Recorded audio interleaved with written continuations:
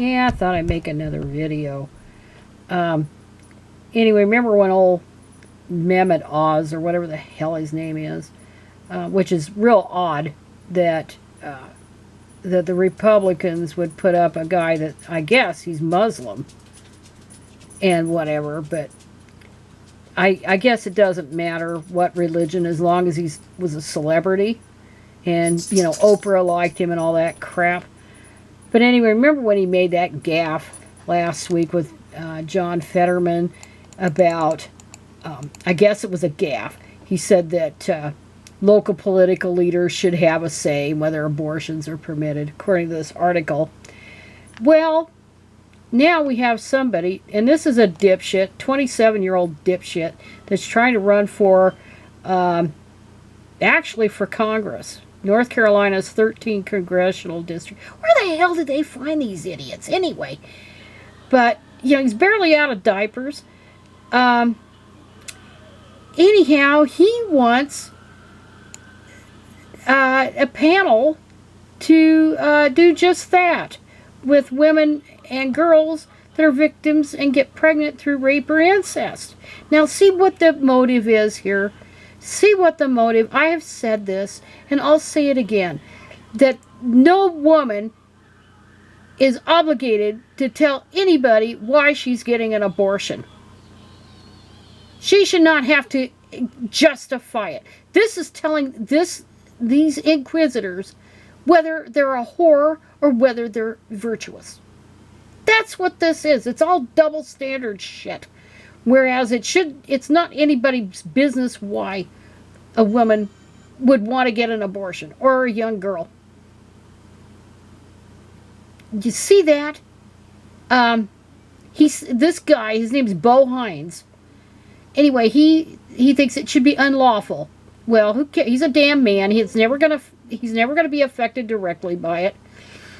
In cases where a woman's life is at risk, he wants victims of rape and incest to be allowed to get an abortion on a case-by-case basis through a community-level review process outside the jurisdiction of the federal government. So probably the church or some damn thing, some religious crap, or I shouldn't say religious crap, some right-wing religious rightist crap. But why do you need to look at an individual? Well, he thinks they're whores. That's why. He thinks any woman that gets an abortion is a goddamn whore. And, you know, especially if they're not married, if they're not virtuous, then, you know, they should have the baby as punishment. You know, it's bad enough to be raped by a stranger or a husband or boyfriend, or raped through incest. That's bad enough. But you got to carry the baby because that's all, you know, that's all you're for. It's just a thing to fuck. I'm sorry I use that F word here, but that's what they think. And then, so hopefully this guy doesn't win, but you know, they got such low standards in some of these states on the candidates. Who knows? Who knows if that guy will win?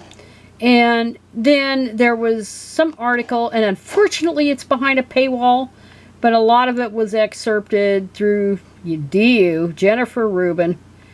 Anyway, she talks about this study, or sifts through this study to understand what is motivating the so-called evangelicals. I hate that word because there are denominations that are evangelical that are not religious right. So that's, or NAR. They're just not. But they hijack that word because religious right has a stigma to it. Radical right has a stigma to it. Theocrats has a stigma. Reconstructionists has a stigma. Dominionists has a stigma. So they call themselves evangelical. So it makes it look not so whatever you want to call it, not so threatening, you might say. But it doesn't matter what these damn fools are. Anyway, this Rubin talked about, and I'll link this study here. I'll link to the Washington Post article if you can even get into it, where she talks about this. But she sifts through this information, which was kind of a little broader than what she's sifting out. But she says that a striking 71% of these voters think the country has gone downhill since the 1950s. Now, most of these people that are doing this poll were not alive during the 1950s. They couldn't be. It's fewer and fewer people have any first-hand knowledge of the 1950s. It would be, you'd have to be in your 70s to have any. And when I say 70s and now 80s, to really have at least that old to have any first-hand knowledge of the 50s. I was born smack dab in the middle of it. I was born smack dab in the middle of the baby boom in 1955. And I have no, I mean, it's very fuzzy memories because I was a little kid. So, most people don't have any idea what the 50s was really like. But the 1960s, up till the later part of the era of that decade, with the not the baby boom, but with the Summer of Love, that was 1967. That's about the demarcation point when the culture really started to change. And the so-called baby boomers, actually it's people right before the beginning of the baby boom, but that youth was making itself more and more active in the college campuses and, you know, involved in civil rights movement and the women's movement and the anti-Vietnam War. That was people born early in the 1940s and even in the late 1930s. So these people are pushing 80 or in their 80s. But anyhow, I kind of wandered off there. But most people are not, most of us of the baby boom era, really, it's very fuzzy that we have first-hand memory of the 50s. Unless you were in the older part of the cohort. You were born in the late 40s. As I said, I have very few memories directly of the 50s. But the early 60s I do. And that's when I started going to school and all this stuff. And the early 60s up till about 1967 was very much like the 50s. But if you are 65 years old and you were polled here, you were born in 1957. You have absolutely no memory of the 50s. So why the hell would you want to bring it back? Well, you know, there was good music in the late 50s with rock and roll. And yes, rip to Jerry Lee Lewis, warts and all. He was one of the greats. And yes, the Cars were great. I love the Cars.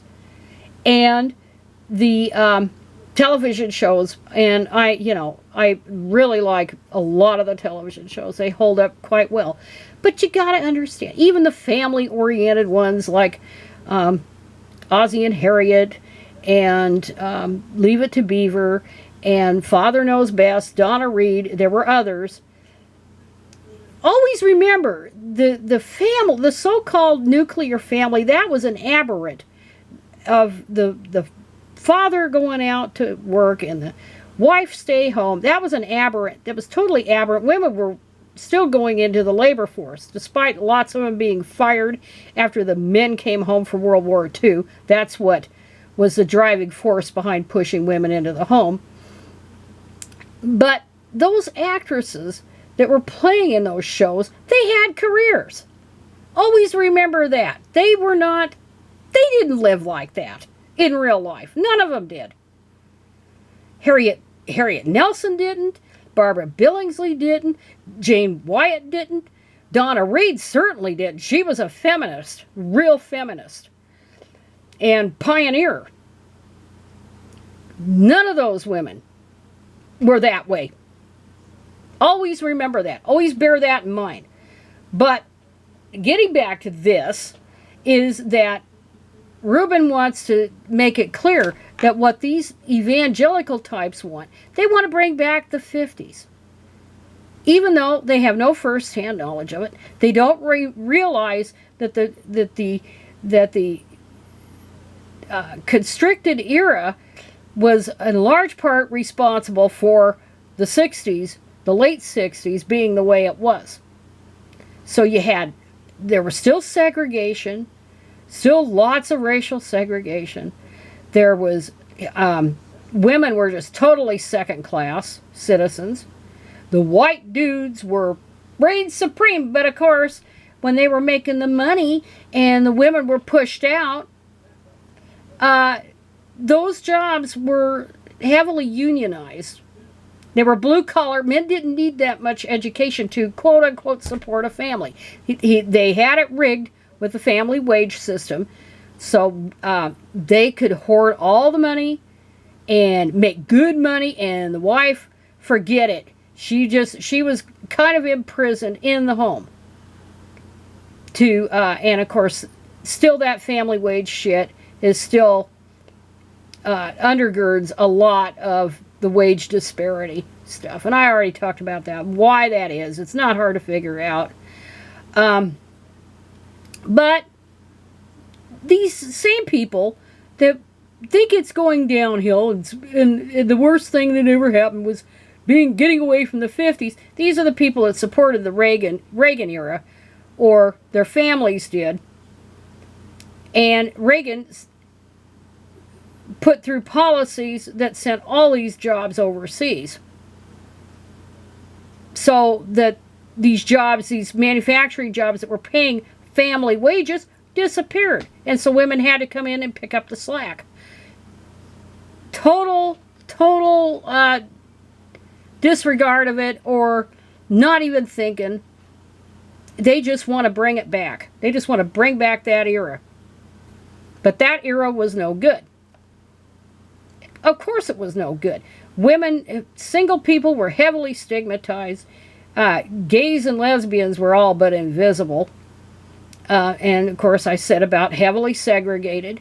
But the white dudes got, they were better. And of course now, if the USSC decides to get rid of affirmative action, they've had affirmative action for men, white males, all this time.